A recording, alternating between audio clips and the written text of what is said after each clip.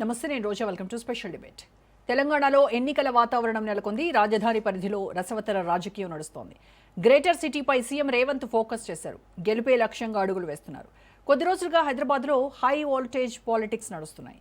Buttler English, Hitler పాలన అంటూ గులాబీ దళం ఆరోపిస్తుంటే, గాంధీ టోపీ, హిట్లర్ మైండ్ సెట్ అంటూ కమలనాథులు మండిపడుతున్నారు.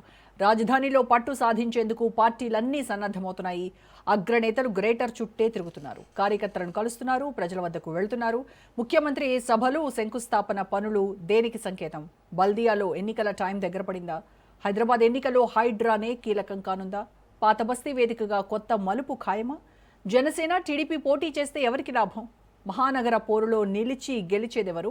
గ్రేటర్ టార్గెట్ పై ఇవాల్టి స్పెషల్ డిబేట్.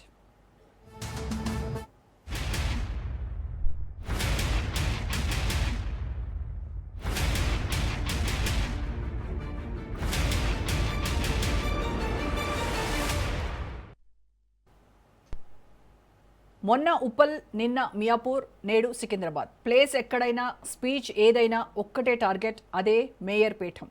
మల్కాజ్గిరి, సైబరాబాద్, హైదరాబాద్ కార్పొరేషన్లలో ముఖ్యమంత్రి సుడిగాలి పర్యటన చేస్తున్నారు. వరుసగా శంకుస్థాపనలు, అభివృద్ధి పనులకు శ్రీకారం చుట్టారు. కొద్ది రోజులు తెలంగాణ రాజధాని పరిధిలోని 3 కార్పొరేషన్లపైనే సీఎం రేవంత్ రెడ్డి దృష్టి సారించారు. ఎన్నికల సమయం దగ్గర పడటంతో దూకుడు పెంచారు. ప్రత్యర్థులపై మాటల తూటాలు పేల్చుతున్నారు.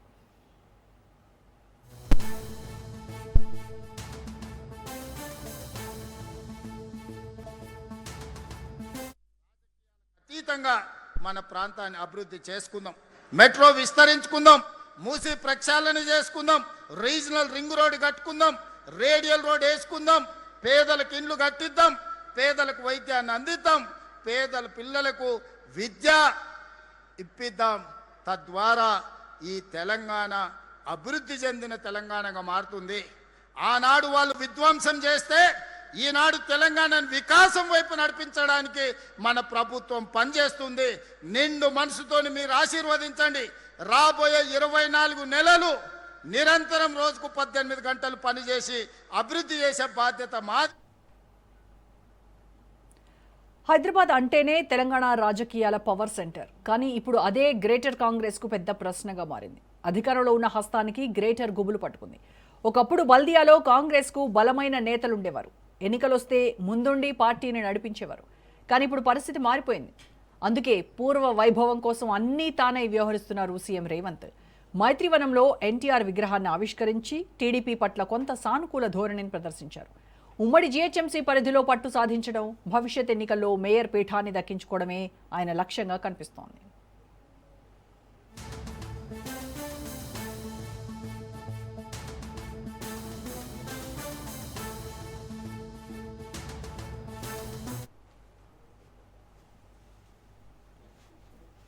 మరోవైపు గ్రేటర్ టార్గెట్గా గులాబీ దళం కదులుతోంది. ఉమ్మడి జీహెచ్ఎంసీతో పాటు వరంగల్, ఖమ్మం కార్పొరేషన్ ఎన్నికలకు సన్నద్ధం కావాలని క్యాడర్కు బీఆర్ఎస్ అధినేత కేసీఆర్ పిలుపునిచ్చారు. ఇప్పటికే సికింద్రాబాద్, కంటోన్మెంట్, ముషీరాబాద్ నియోజకవర్గాల వారీగా బీఆర్ఎస్ వర్కింగ్ ప్రెసిడెంట్ కేటీఆర్ రివ్యూలు నిర్వహించారు. పార్టీ కోసం క్షేత్రస్థాయిలో పనిచేసే వారికి టికెట్లు ఉంటాయని కేటీఆర్ స్పష్టం చేశారు. సర్వే రిపోర్టుల ఆధారంగానే అభ్యర్థుల ఎంపిక జరుగుతుందన్నారు.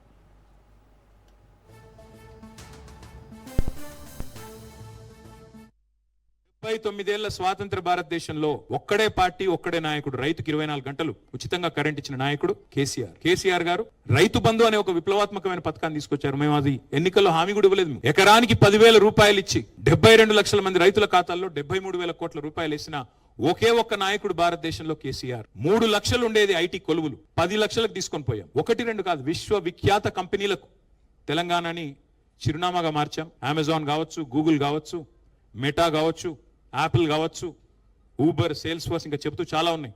వాటన్నిటినీ హైదరాబాద్కి రప్పించాము. అల్టిమేట్గా హైదరాబాద్ని ప్రపంచ పటంలో అద్భుతంగా మార్కెటింగ్ చేసి తెలంగాణ అంటే తెలియని వాళ్ళకి తెలంగాణను పరిచయం చేశాం. 79 ఇక ఢిల్లీలో కమలం, గల్లీలో కమలం అంటోంది బీజేపీ. అర్బన్ ఓటర్లలో ప్రధాని మోదీకి ఉన్న క్రేజ్, దానికి తోడు సిటీ పరిధిలో 4 ఎంపీ సీట్లను కలిగి ఉండటం కాషాయ దళానికి కలిసొచ్చే అంశం.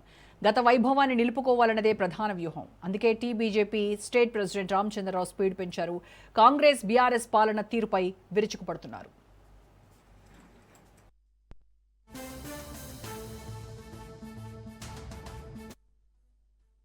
అంటే మీకు లెక్కలేదు. వీళ్ళు ఏం చేస్తారులే, తుపాకీ పేల్ చేద్దాం, బేడీలు వేస్తాం. గత ప్రభుత్వం అట్టే చేసింది, మీరు అట్టే చేస్తా ఉన్నారు. జైల్లో పెడదాం, దిరబంధిస్తాం, హౌస్ అరెస్ట్ చేద్దాం. మా బీజేపీ నాయకులందరినీ హౌస్ అరెస్ట్, రైతులందరినీ అరెస్ట్ చేసి పోలీస్ స్టేషన్ పెట్టడం. ఇది పోలీసు పాలన? అసలు ఏంది నిజాం పరిపాలన? ఈ యొక్క పాలనలో రైతులకు మీరు ధాన్యాలు కొనట్లేదు వేరే మాట, మరి కొంటూ అబద్ధాలు ఆడుతున్నారు. భూములు గుంజుకునేది నష్టపరిహారం ఇవ్వకుండా ఇది ఎక్కడ న్యాయం చేస్తున్నారు రేవంత్ రెడ్డి గారిని అడుగుతా ఉన్నాను. మీకు రైతుల మీద కొద్ది కూడా సానుభూతి లేదా?